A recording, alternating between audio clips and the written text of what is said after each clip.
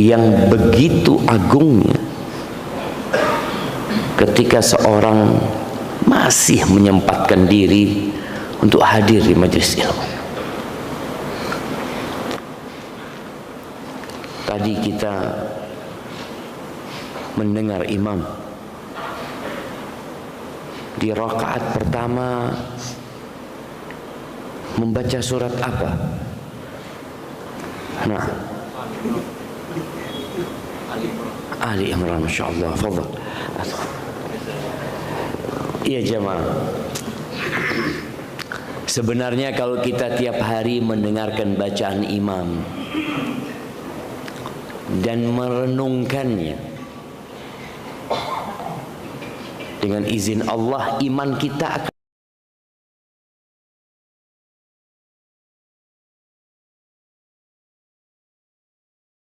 imannya sedang lemah, semangatnya beribadah turun. Sedangkan membaca Al-Quran, mendengarkan Al-Quran itu termasuk yang menambah keimanan. Wa idza tuliyat alaihim ayatuhu zadathum imana. Ini pernyataan Allah Azza wa Jalla. Apabila dibacakan kepada mereka ayat-ayatnya, bertambah keimanan mereka.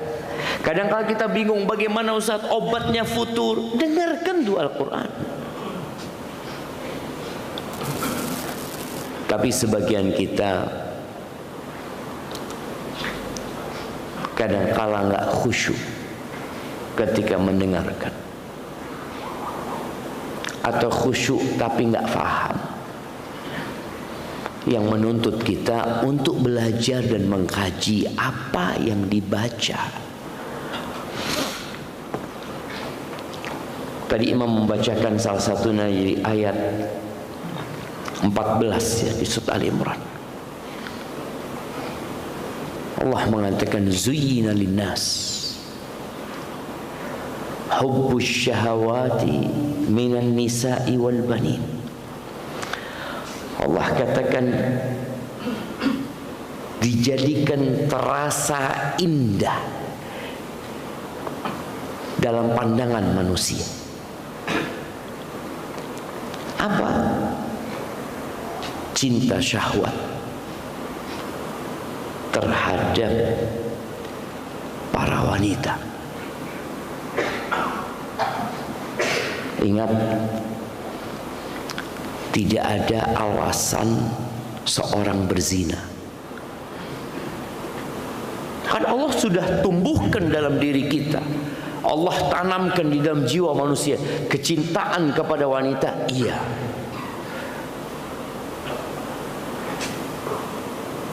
tapi ada aturan yang harus engkau jaga. Makanya dunia ini penjara buat orang beriman. Penjara. Antum sudah bayangin ya, sijnul mukmin. Seperti itu Nabi alaihissalatu wassalam mengatakan. Dia mencintai sesuatu tapi nggak boleh. Ada aturan. Aturannya menikah.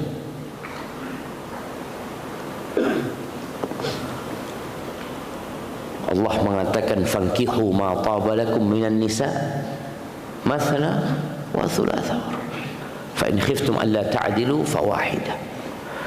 Nikahi yang baik-baik dari wanita itu 2, 3. Ini Allah perbolehkan. Allah berikan ujian kepada hambanya. Allah bukakan pintu untuk menyalurkan syahwat tersebut. Kau nikahi 2, 3, 4. Kalau kalian takut tidak mampu berlaku adil, fawahidah, cukup 1. Kata Allah Azza wa Jalla. Makanya nggak ada alasan orang itu berzina. Kita diperintahkan menundukkan pandangan.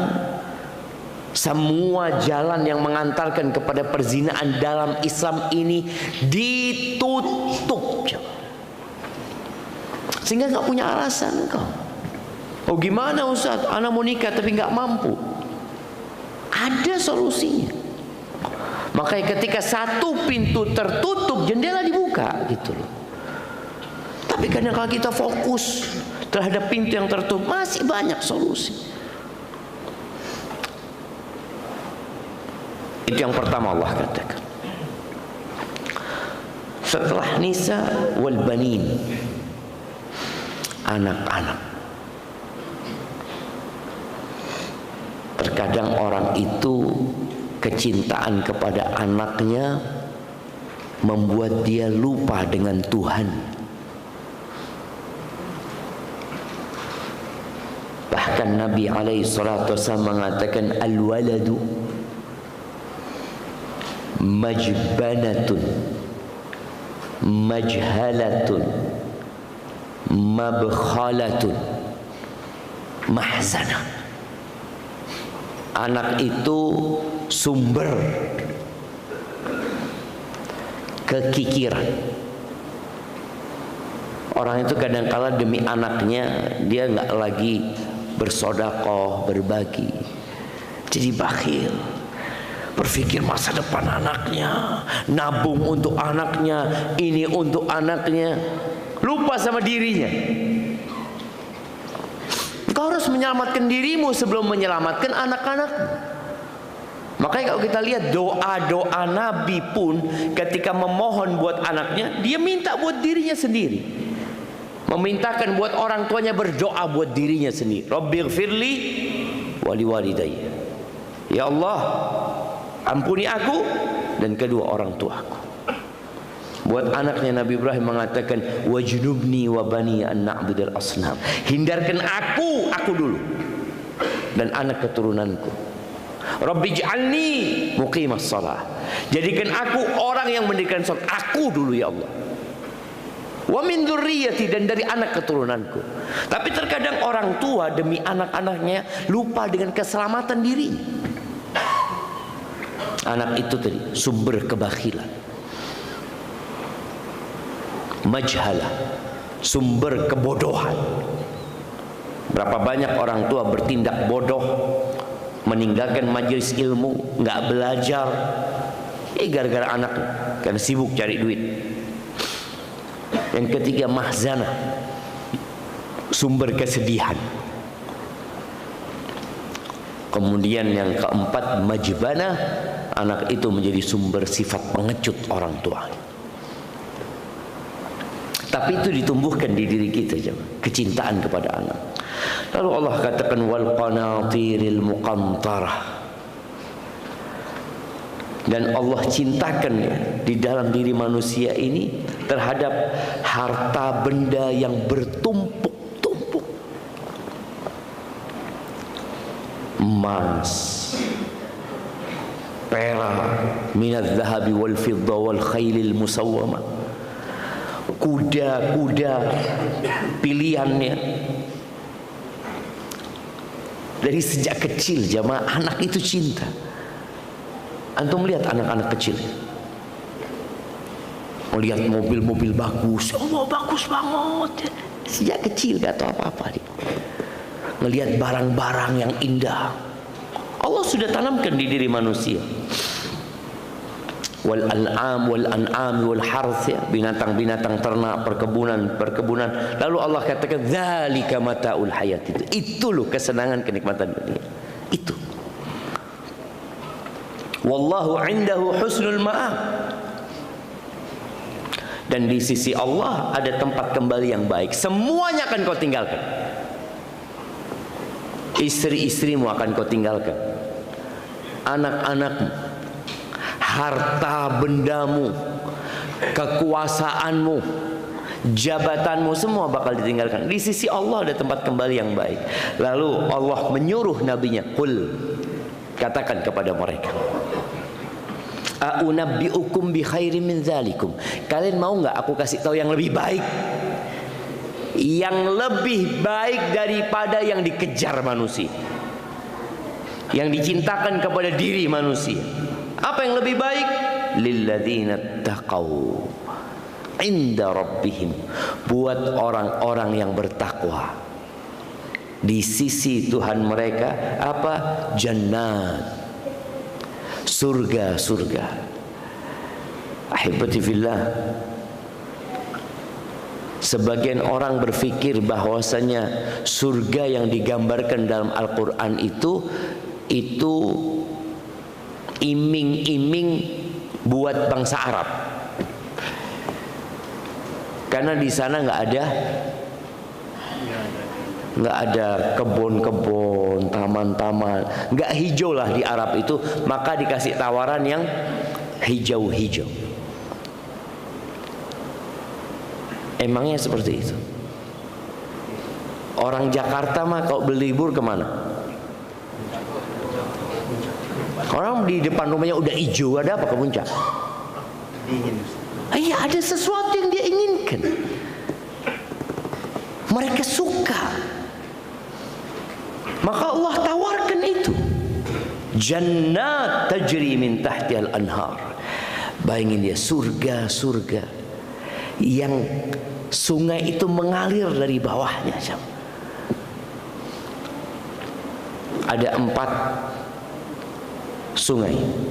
Sebutkan 4 sungai di surga.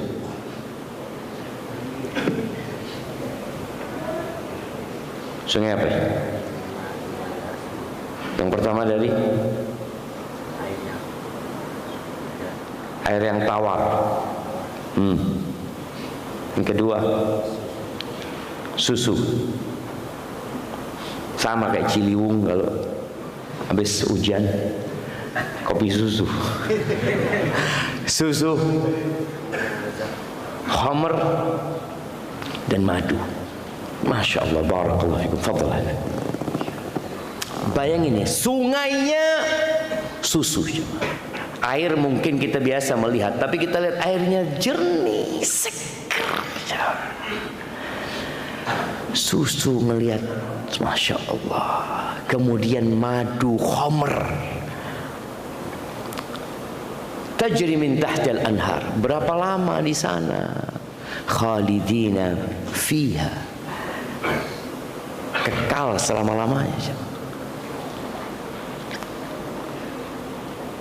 Orang biasanya kalau menetap di satu tempat, walaupun tempat itu bagus, akan kehilangan kenikmatan. Antum lihat ya, orang-orang yang tinggal di puncak,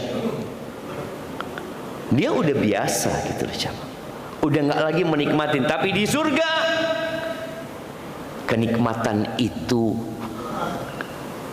diperbaharui terus. Dia merasakan sesuatu yang indah, yang indah, yang indah terus. Wa azwajun mutahharah. Istri-istri yang disucikan. Istri-istri yang disucikan.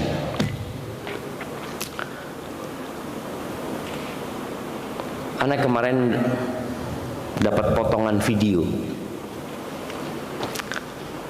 Ini ada kaitannya dengan istri-istri yang disucikan ya. Dapat potongan video tentang seorang laki-laki lagi ngobrol sama sohibnya di sebuah warung. Dia ngomong, engkau tahu nggak? Engkau kalau masuk surga istrimu bersamamu, kata dia. Dia lagi minum jamaah. Oh, kata dia, bener. Istri kita sama kita lagi. Kata dia, ya Allah, azab dunia, azab akhirat, kata dia. Dia berpikir ketemu istri, aduh ya Allah. Dia kan kebayang bidadari jamaah. Kemudian kebayang istrinya lagi. Allah katakan wa azwajun mutahharah. Tuh istri itu disucikan sudah jamaah. Jadi kalau ada sikap-sikap buruknya dia, kan sebagian kita harus bersabar menghadapi istrinya. Dia kalau pulang, ya Allah ketemu lagi sama yang ini. Dia kadang-kala sedih. Tapi kalau sudah masuk surga, mutahharah, selesai sudah. Disucikan dari sifat-sifat buruknya, baik yang berkaitan dengan sifat fisiknya atau sifat batinnya. Bersih sudah jamaah. Jadi jangan sampai antum berpikir kalau masuk surga antum nggak kepingin ketemu sama Istri antum enggak, sudah capek di dunia sama dia. La mutahhar. Ditambah lagi bidadari surga. Waridwanum minallah, dan Allah akan kasih keridhaan kepada mereka. Allah ridha. Antum gimana Tuhan pencipta langit dan bumi suka sama antum? Di dunia ini antum kalau disenangi sama presiden, bagaimana perasaan antum? Disenangi sama Pak Gubernur, urusan antum semua akan dimudahkan. Ini Allah katakan waridwan minallah, Allah ridho sama antum. Wallahu basirum bil ibad, Allah itu maha melihat dengan hamba-hambanya. Siapa orang-orang bertakwa ini jemaah? Siapa mereka? Ada banyak dalam Al-Quran itu sifat orang-orang bertakwa, yang kalau kita baca Al-Baqarah, hudal lil muttaqin, disebutkan kriteria orang-orang bertakwa ya. Di surat Al-Mu'minun juga seperti itu. Di surat Ali Imran Allah sebutkan kriteria orang-orang yang bertakwa. Siapa mereka? Alladzina yaquluna rabbana innana amanna. Mereka adalah orang-orang yang mengatakan, wahai Rabb kami, sesungguhnya kami beriman. Terus minta apa? Faghfir lana dzunubana. Orang bertakwa itu enggak sok suci. Kenapa anak ingin nyampaikan ini? Kita ini kadang kala yang sering datang kajian merasa sudah baik. Di saat orang-orang sibuk bekerja antum datang kajian. Di saat orang-orang sedang sibuk tertidur nyenyak di atas ranjangnya, antum sholat malam. Kadang-kadang ada perasaan anak ini udah benar. Ini orang bertakwa,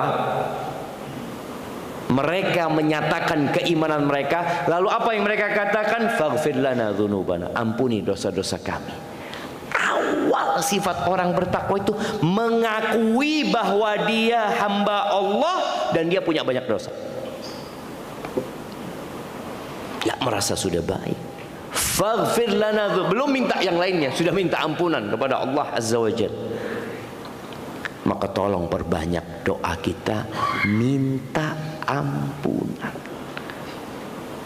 Jangan berpikir ya ampunan itu mah buat para pendosa. Enggak. Memohon ampunan itu buat orang-orang yang bertakwa.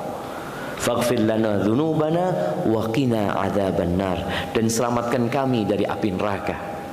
Dia ditawarin surga, dikasih tahu kenikmatan surga, tapi dia tahu sebelum masuk surga melewati neraka gitu. Maka mereka minta diselamatkan dari api neraka.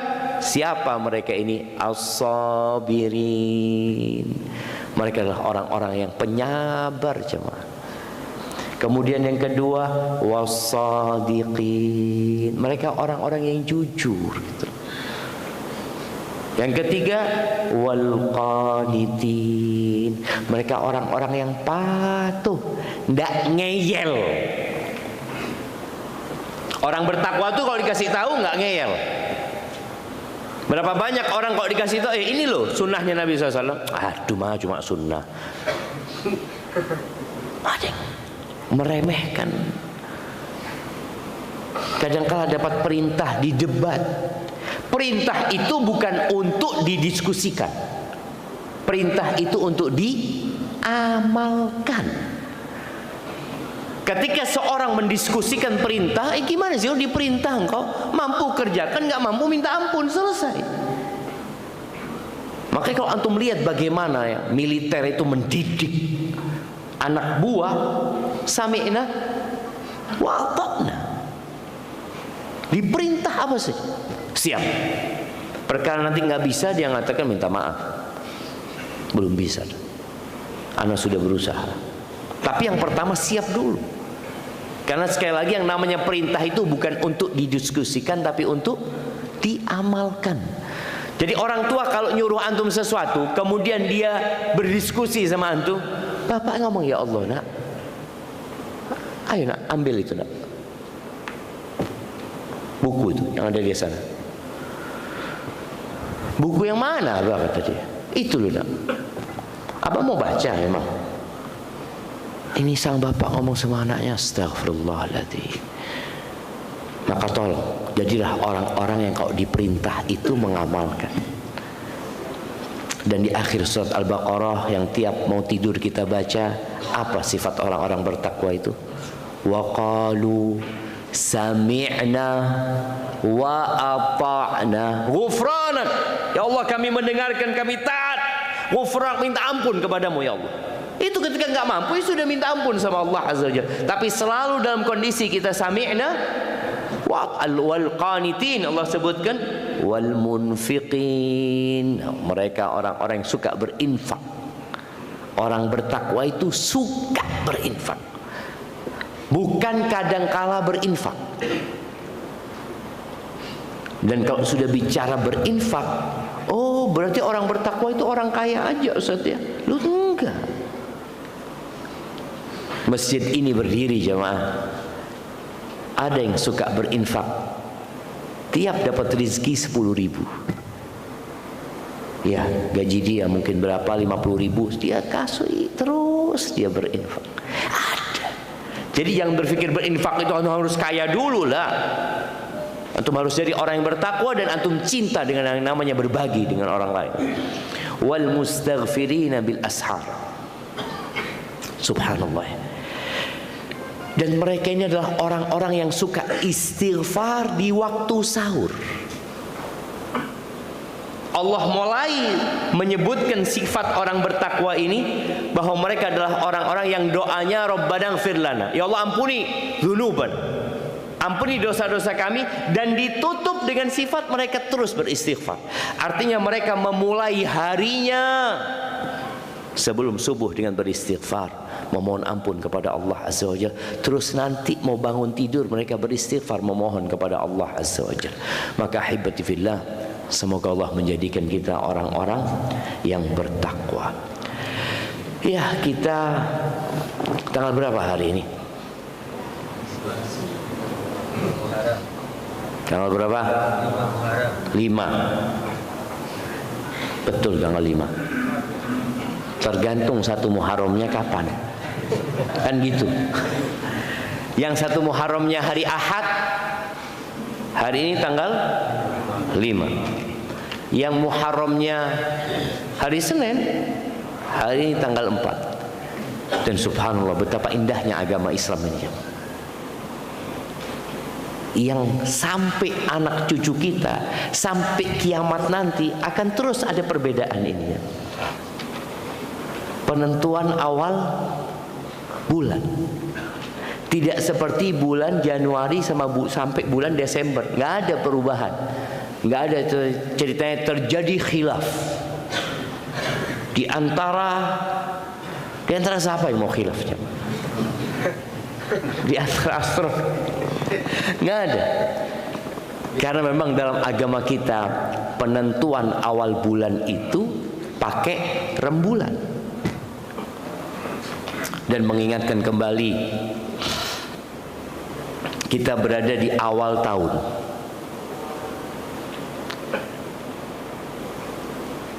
Namun kok nggak ada rame-rame Ustaz ya? Tidak seperti Desember, yang kalau pergantian tahun itu seluruh dunia mungkin, tidak terkecuali Indonesia dengan penduduk muslim terbanyak, apa masih dipertahankan itu jemaah? Iya, Indonesia masih nomor 2 sekarang.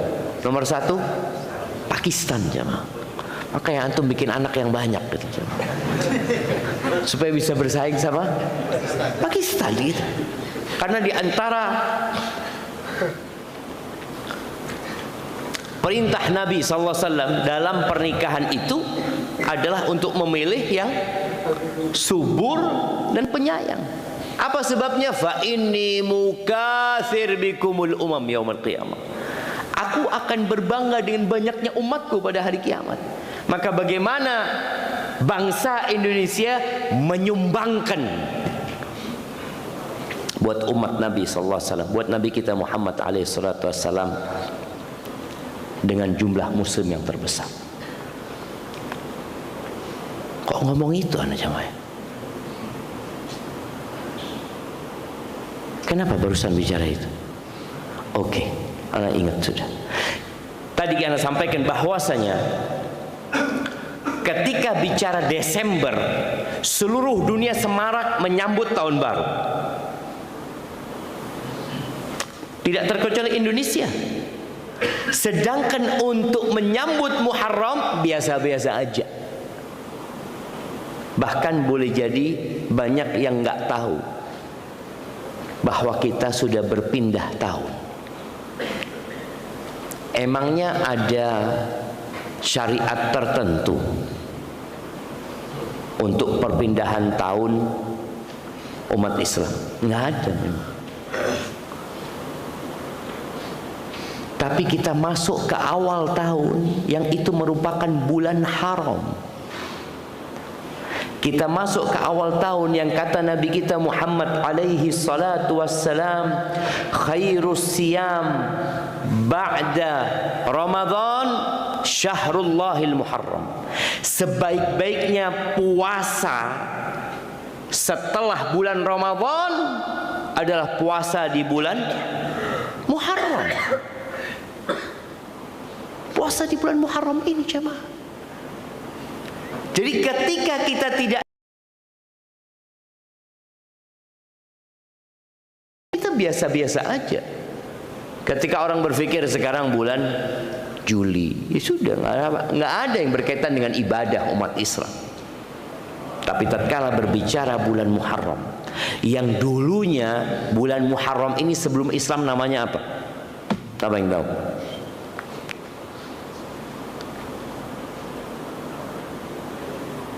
Ingat, bulan 12 ini sudah ada sejak penciptaan langit dan bumi. Semua agama yang Allah utus nabi-nabinya, mereka berpatokan dengan bulan, bukan dengan matahari.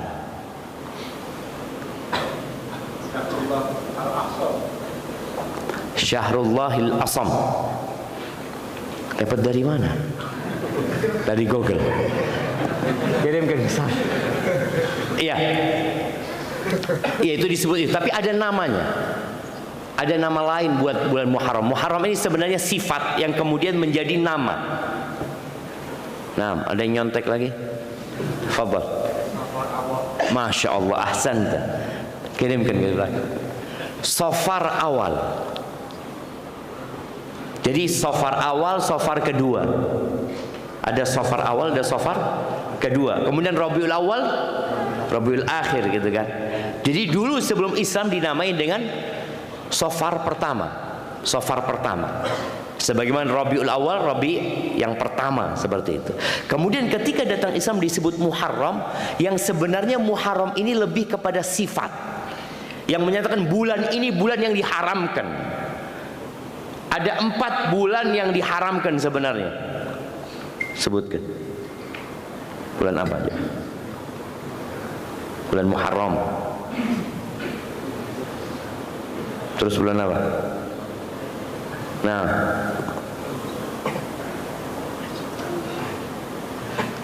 santri-santri harus tahu.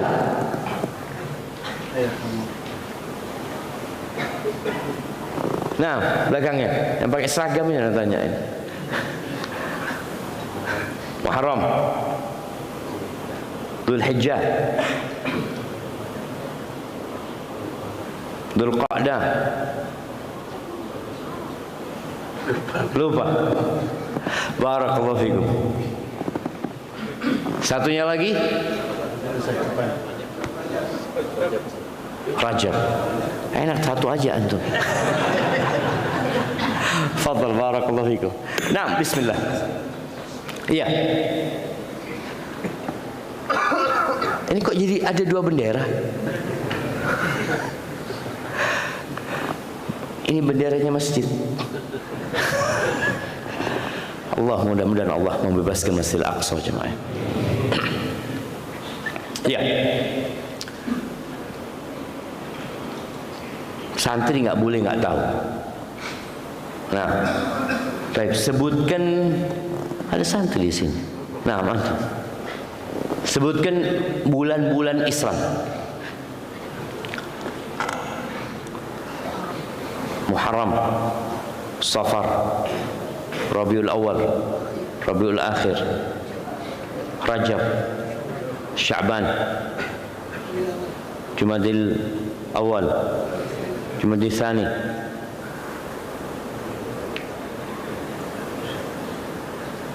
Ramadan, Syawal. 10 aja.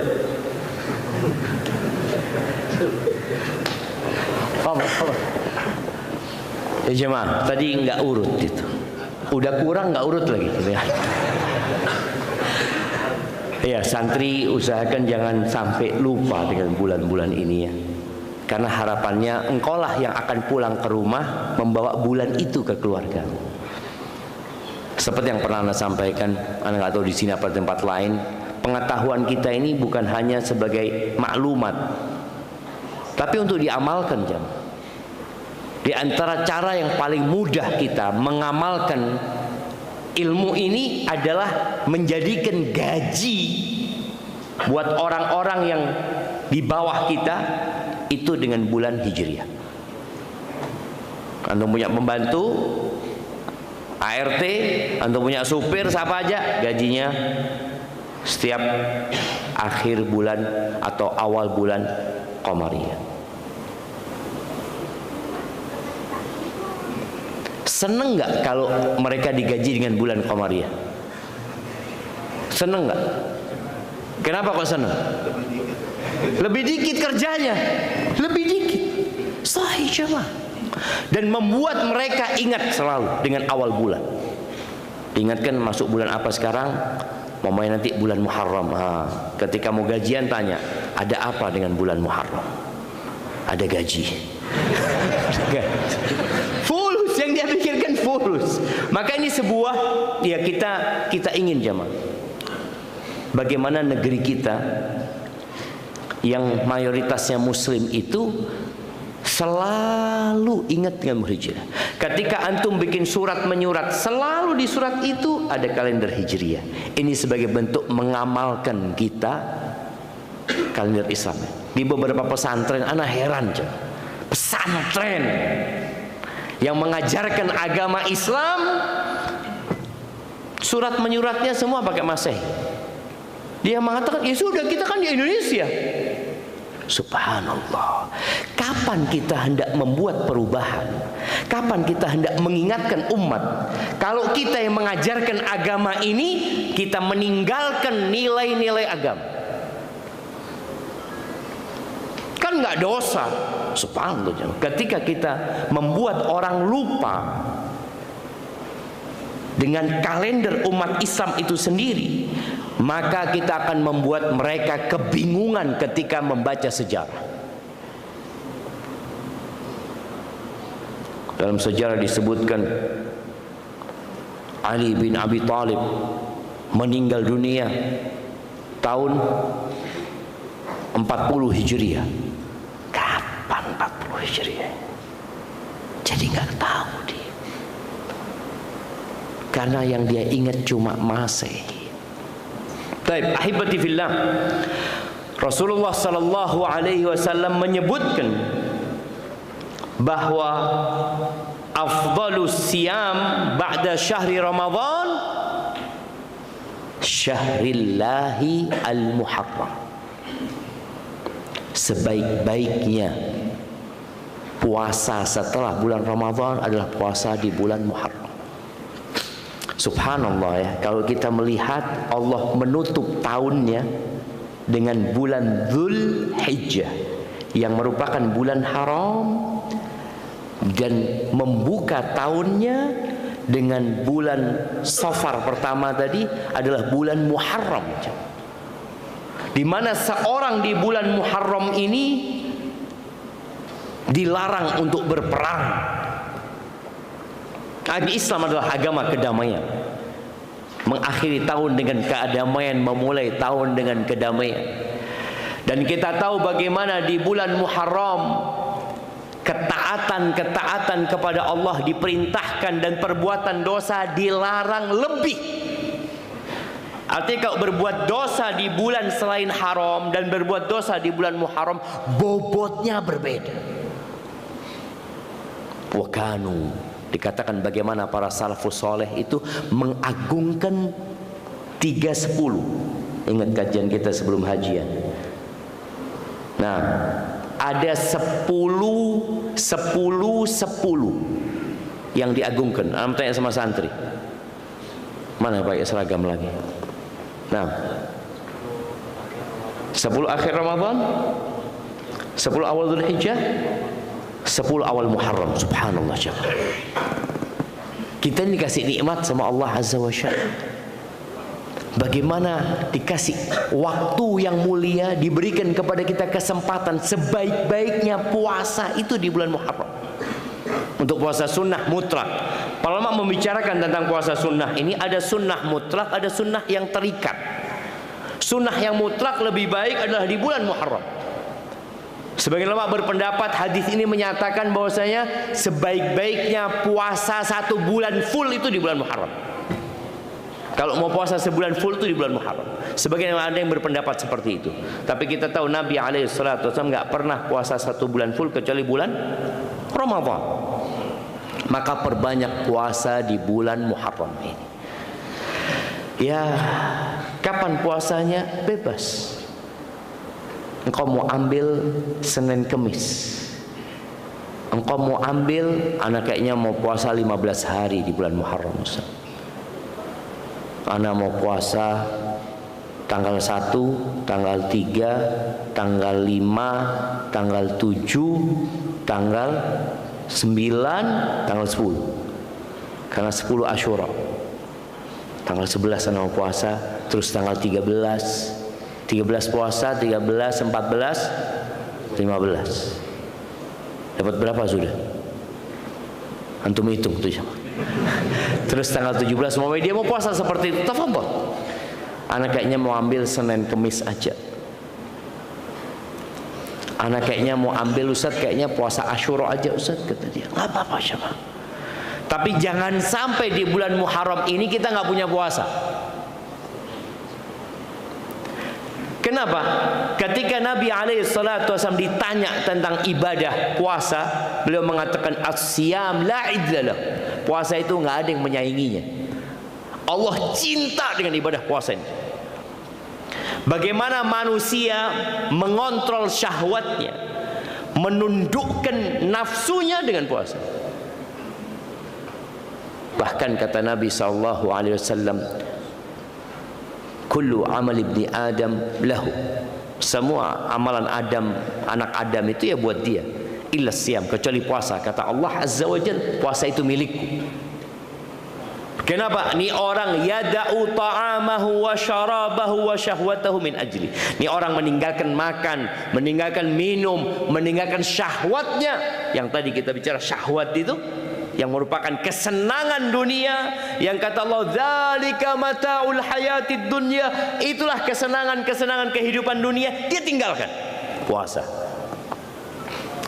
Maka Allah berikan pahala khusus buat orang-orang yang berpuasa. Maka nasihat ana, berusahalah antum puasa. Ya kalau memang malas puasa, paling enggak puasa Asyura. Yang kata Nabi SAW, puasa Asyura itu aku berharap Allah mengampuni dosa tahun lalu. Di hadis yang diriwayatkan Imam Muslim, Nabi SAW mengatakan siyamu yaumi Arafah, puasa di hari Arafah. Ini hadis diriwayatkan oleh Imam Muslim. Puasa di hari Arafah, ahtasibu 'ala Allah an yukaffira as-sanata allati qablah was sanata allati ba'da. Aku berharap diampuni dosa tahun sebelumnya dan tahun sesudah. Bayangin jemaah, pahalanya itu ampunan dosa. Wasiyamu yaumi Asyura, adapun puasa di hari Asyura, ahtasibu 'ala Allah ayyukaffira as-sanata allati qablah. Aku berharap Allah mengampuni dosa tahun lalu. Ini puasa Asyura. Asyura itu artinya hari ke-10. Kalau antum membaca cerita awal puasa Asyura ini, Nabi berpuasa Asyura itu di tahun kedua Hijriah. Ketika beliau hijrah ke kota Madinah, beliau hijrah di kota Madinah itu atau sampai kota Madinah itu sudah bulan Rabiul Awal. Jadi sudah kehilangan Muharram sama Safar. Berarti tahun keduanya disebutkan Nabi alaihi salatu wassalam mendapati orang-orang Yahudi puasa Asyura. Dan sampai hari ini orang Yahudi itu punya perayaan. Anda ingat biasanya kita itu berangkat ke Palestina di bulan Muharram. Cuma mereka mengatakan kalau bisa jangan di bulan Muharram tadi. Soalnya mereka punya perayaan orang-orang Yahudi. Berarti mereka tetap berpegang teguh dengan bulan-bulan Qamariyah ini. Memang dia berganti kalau mengikuti Masehi. Kalau tidak mengikuti Masehi tetap puasa Asyura ya tanggal 10 Asyura. Tahun ini kita puasa Asyura tanggal berapa? Tanggal berapa? Tanggal 16. Iya, 16 apa? Ya Asyura tanggal 10 lah tetap. Kalau bilang Asyura itu tetap tanggal 10. Tanggal 10. Jadi nggak ada cerita tanggal 16, jadi tanggal 16 atau 15 ya. Tanggal 7 tanggal 10. Asyura itu 10 Muharram. Cuma karena ada perbedaan sekarang di antara ulama, kalau Anda katakan menetapkan umpamanya awal Muharramnya sehingga berdampak kepada tanggal 10-nya. Terus gimana puasa? Ya udah puasa tanggal 9, tanggal 10. Atau mau puasa dari tanggal 8, 9, 10, 11, 12 boleh puasanya jemaah. Jadi jangan dibikin beban akhirnya masalah ini. Bahkan Nabi alaihi salatu wassalam ketika awal datang ke kota Madinah melihat Yahudi pada puasa di tanggal 10 Muharram ini, beliau tanya kenapa mereka melakukan itu. Kata mereka, "Dzaka yaum najjallahu fihi Musa wa ahlaka adubatu." Itu hari di mana Allah menyelamatkan Nabi Musa dan membinasakan musuh. Dan kami puasa syukron lillah. Sebagai bentuk syukurnya itu puasa. Dan kalau kita lihat Nabi SAW puasa di hari Senin. Kenapa? Itu hari beliau dijadikan Rasul. Itu hari beliau dilahirkan. Itu hari diangkatnya amal. Terus ya syukurnya dengan puasa. Jadi bukan dengan berpesta ria, tapi dengan berpuasa. Maka usahakan kita puasa tanggal 10. Di akhir hayatnya Nabi alaihi salatu wassalam di kota Madinah tahun ke-11 Hijriah. Beliau pulang haji masuk bulan Muharram. Beliau puasa tanggal 10. Para sahabat mengatakan, "Ya Rasulullah, itu hari di mana orang-orang Yahudi mengagungkannya. Kok kita kayaknya menyerupai Yahudi?" Maka Nabi alaihissalatu wasallam mengatakan, "La in ishtu," kalau aku hidup, atau beliau mengatakan, "Fa idza kana al-'amul muqbil insyaallah sumna al-yaum at-tasi'." Kalau sampai tahun depan umur kita, insyaallah kita puasa tanggal 9-nya. Tapi ternyata tahun depan beliau meninggal dunia sallallahu alaihi wasallam. Maka dianjurkan untuk puasa tanggal 9 dengan tanggal 10-nya. Ada beberapa hadis yang menyebutkan dianjurkan puasa tanggal 9, 10, 11.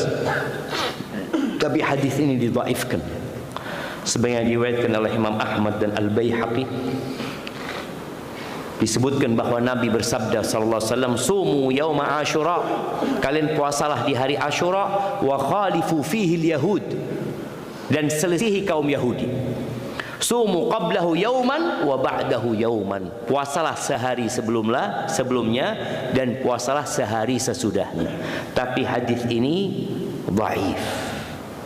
Walaupun sebagian ulama beramal dengan hadis dhaif, dan melihat memang untuk menyelisihi Yahudi, maka kita bisa dengan puasa tanggal 9, 10 atau 10, 11 atau 9, 10, 11. Dan di hari Asyura ini jamaah ada ritual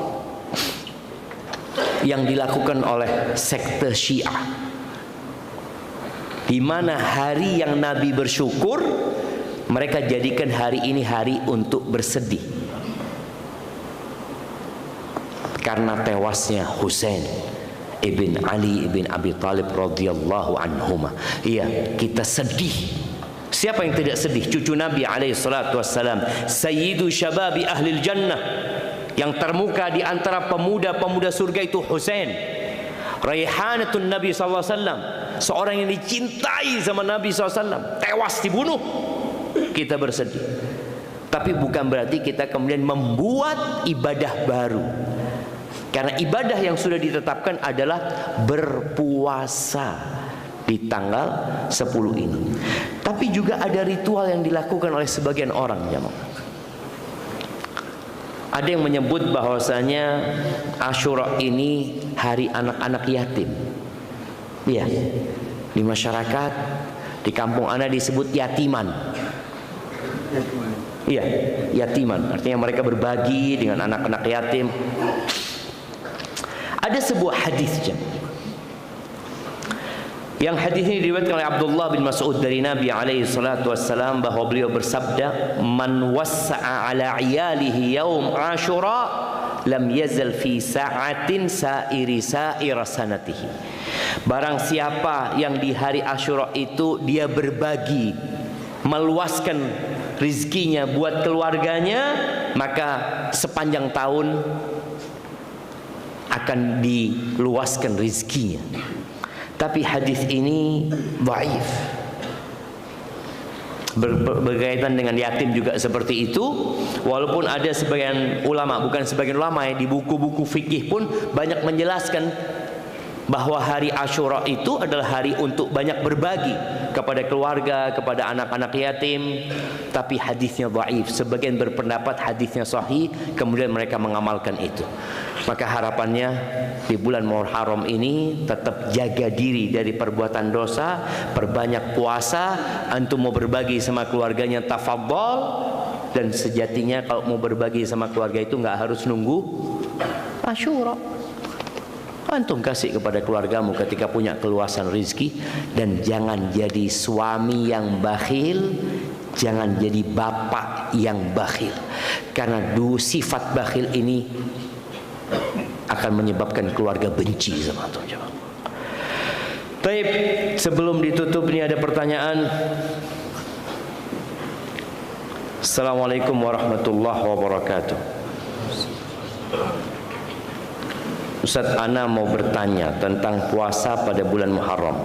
Lebih baik mana, berpuasa pada tanggal 9 atau 10 atau keduanya? Bagaimana pendapat Ustaz dan apa hikmah menambah puasa pada hari ke-9? Insya Allah sudah terjawab ya pertanyaan ini. Bahwasanya Asyura itu artinya tanggal 10. Asyura itu tanggal 10. Kalau tanggal 9 disebut Tasu'a, dari Tis'ah tadi, Tasik jadi Tasu'a. Jadi puasa yang sebenarnya tanggal 10-nya. Jadi kalau antum hanya mau puasa 1 hari, tanggal 10. Tapi kalau mau puasa 2 hari, 9 dan 10. Hanya saja tadi yang ada masalah di sini, penetapan tanggal 10-nya. Ya sudah, berarti antum kalau mau puasa 1 hari, puasa tanggal 9 sama tanggal 10. Niatnya cari Asyura, dan itu akan dapat pahala insya Allah. Apa hikmahnya menyelisihi orang-orang Yahudi? Pahalanya insya Allah yang penambahan 1 hari itu ya, untuk menyelisih orang-orang Yahudi.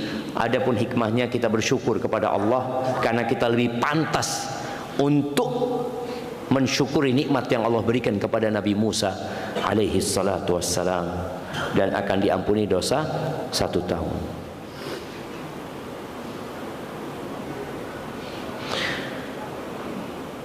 Apa saja kiat-kiat selama bulan Muharram ini?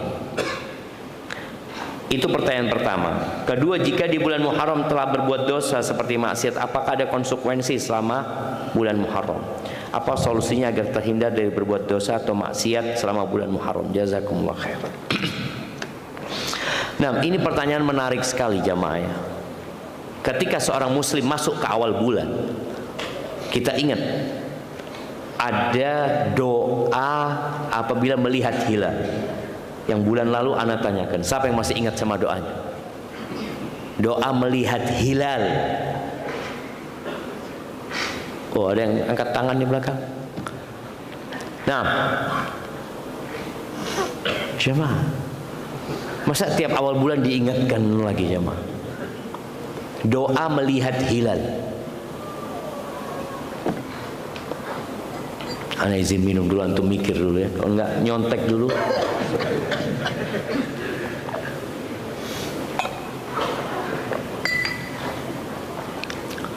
Nah, mana jemaah? Doa melihat hilal. Ini antum tadi tanya kiat-kiat untuk masuk bulan Muharram. Kiat yang pertama tadi udah mempersiapkan diri. Oh, nanti di awal bulan aku akan berpuasa. Kalau aku melihat hilal, aku akan berdoa. Apa doanya? Allahu Akbar, la haula wala quwwata illa billah. Dapat di mana doanya? Nyontek bener. Anak kok nggak pernah dapat ya? Coba nanti contekannya kasihkan ke anak. Dapat di mana? Sama. Ini ada hadisnya. Artikelnya enggak. Yang ada hadisnya. Kita beramal berdasarkan dalil.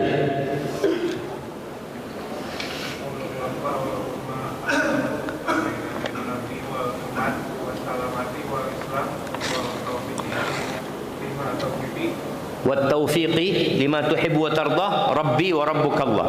Masya Allah. Nah, tidak apa-apa nyontek jemaah. Antum tiap awal bulan itu nyontek. Kelihatan hilal, mamanya pulang habis salat maghrib, salat isya. Ya Allah, ini hilal awal bulan nih. Keluarkan contekannya. Nah, karena tadi kita ini kepingin minta sama Allah di awal bulan ini sampai akhir jadi kebaikan. Kita Allahumma ahillahu alaina bil amni wal iman was salamati wal islam. Ya Allah, jadikan bulan ini bulan yang penuh dengan keamanan, keimanan, keislaman, keselamatan. Ada yang cuma sampai situ lalu mengatakan Rabbi wa rabbukallah, Tuhanku dan Tuhanmu adalah Allah Azza wa Jalla. Ketika antum memulai bulan itu dengan doa, insya Allah yang lainnya dikasih taufik sama Allah. Tapi kalau sudah mulai awal bulan dengan dosa, apa yang harus antum lakukan? Dia antum harus lebih memperbanyak kebaikan. Innal hasanati yudhibnas sayyi'at. Kebaikan-kebaikan itu mengusir, menghapuskan dosa-dosa. Barakallahu fikum. Masya Allah. Afwan, izin bertanya terkait dana manfaat haji. Tahun 2019 yang lalu, Anda mendaftar haji khusus melalui travel. Yang disetorkan ke travel tersebut diserahkan ke Kemenak dan dikelola oleh BPKH, Badan Pengelola Keuangan Haji. Tahun ini setelah pelaksanaan ibadah haji selesai, ada dana yang dikembalikan sebagai dana manfaat melalui rekening travel dan ditransfer ke rekening masing-masing jamaah. Pertanyaan ana, apakah dana ini boleh digunakan mengingat waktu pendaftaran dulu tidak ada akad bagi hasil atau sejenisnya? Jazakallahu khairan wa barakallahu fikum. Wallahu a'lam bissawab. Ya, ana kemarin sempat menyimak diskusi antara beberapa ustadz berkaitan dengan dana yang dipertanyakan ini. Dia setor umpamanya 4.000 US dollar, nanti dana itu dibalikin full kepada jamaahnya untuk berangkat haji. Pulang haji ada uang yang dikembalikan lagi. Sebagian ustadz beranggapan nggak apa-apa karena bukan utang piutang, karena sejatinya kita itu beli kuota dari pemerintah. kemudian uang itu dikelola oleh pemerintah. Jadi kita beli, uang kita kemudian dikelola sama mereka, kemudian ada hasilnya. Ada yang berpendapat seperti, ada yang berpendapat nggak boleh. Jadi ana sampai saat ini belum tahu mana yang lebih kuat di antara dua pendapat tersebut. Mungkin ditanyakan kepada ustadz lainnya. Tolong nasihatnya. Ana belakangan ini sering mengalami futur ketika sedang puasa. Bagaimana agar ana melawan rasa futur itu ketika sedang puasa? Iya, ahibati fillah, innamal a'malu binniyat. Maka tolong ketika antum puasa, antum bikin banyak niat. Kenapa antum puasa? Ya Asyura Ustaz, kan untuk mengampuni dosa 1 tahun. Tambah niatnya. Kenapa antum puasa? Katanya puasa itu amalan yang paling dicintai Allah, Ustaz. Anak kepingin mendekatkan diri kepada Allah dengan puasa ini.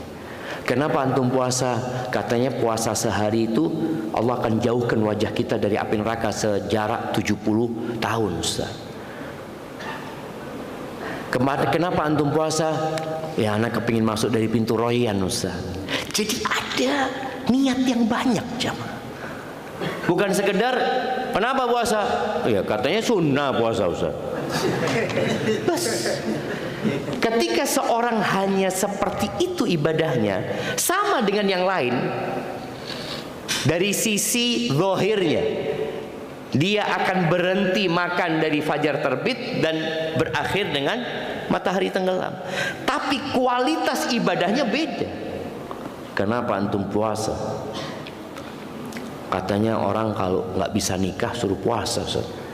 Ana mau jaga syahwat ana. Jadi sudah ada niat-niat itu, jemaah. Maka mudah-mudahan dengan seperti itu Allah berikan kekuatan kepada kita sehingga puasa kita lebih berkualitas.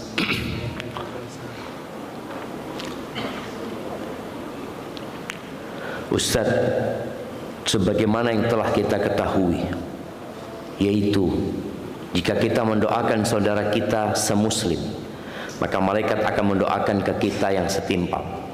Lalu bagaimana jika ada orang yang berdoa, Allahumma ighfir lil mu'minina wal mu'minat wal muslimina wal muslimat? Apakah orang tersebut akan didoakan dengan ampunan setimpal sesuai dengan seberapa banyak orang yang mendapatkan manfaat dari doa kita? Nah, sahih. Antum ketika berdoa buat orang lain, antum akan didoakan oleh malaikat. Kemudian antum akan mendapatkan kebaikan dengan setiap orang yang antum doakan. Dan antum rasakan ya, ketika antum berdoa lalu antum doakan orang lain, bukan cuma doa ini. Umpamanya antum berdoa, Allahumma inni as'aluka ilman nafi'an. Ya Allah, aku minta ilmu yang bermanfaat ya Allah, buat aku, buat orang tuaku ya Allah, buat saudara-saudaraku, buat tetangga-tetanggaku ya Allah, buat kawan-kawanku di tempat kerja. Kemudian antum akan lihat ada perubahan hati antum. Karena antum sudah mulai mikirkan orang lain. Kebanyakan kita kan kalau doa buat diri sendiri. Antum ketika minta rizki, antum mamanya kepingin mobil, ya Allah, aku belum punya mobil, anakku sudah 4 ya Allah, motor udah gak cukup ya Allah, dan aku punya sohib juga ya Allah, fulan ya Allah, kasih ya Allah, tetangga-tetanggaku semua kasih mobil ya Allah, kawan-kawanku dulu di pondok ya Allah, kasih mobil semua ya Allah supaya manfaat buat mereka. Bisa antum doa kayak gitu? Apa urusan anak sama mereka, Ustaz? Anak ini doa belum dikasih-kasih. Antum ketika mendoakan mereka, malaikat itu akan dikirim sama Allah gitu. Antum akan mendapatkan kebaikan dan akan mendapatkan berkah dari doa antum. Maka berusaha kalau antum berdoa, ada doa yang untuk tetangga-tetangga antum, kawan-kawan antum, paman-paman antum, bibi antum, sepupu-sepupu antum, doakan mereka tanpa harus mereka minta. Nah, insya Allah seperti itu. Maka jangan berhenti untuk berdoa. Apalagi doa minta ampunan buat mereka jemaah. Antum punya tetangga, lihat tetangga ini kok malas salatnya, ya Allah berikan hidayah kepada dia agar dia rajin ke masjid, ya Allah. Doakan jemaah. Jadi orang yang jujur dalam berdakwah itu, di siang hari dia menyampaikan agama Allah ini kepada manusia, mengajak mereka kepada Allah, di malam hari dia minta kepada Allah buat mereka. Aqulu qawli hadza wa astaghfirullah li wa lakum wa lisairil mu'minin wal mu'minat fastaghfiruh innahu huwal ghafurur rahim. Itu yang dapat Anda sampaikan, semoga bisa diamalkan. Wassalamualaikum warahmatullahi wabarakatuh.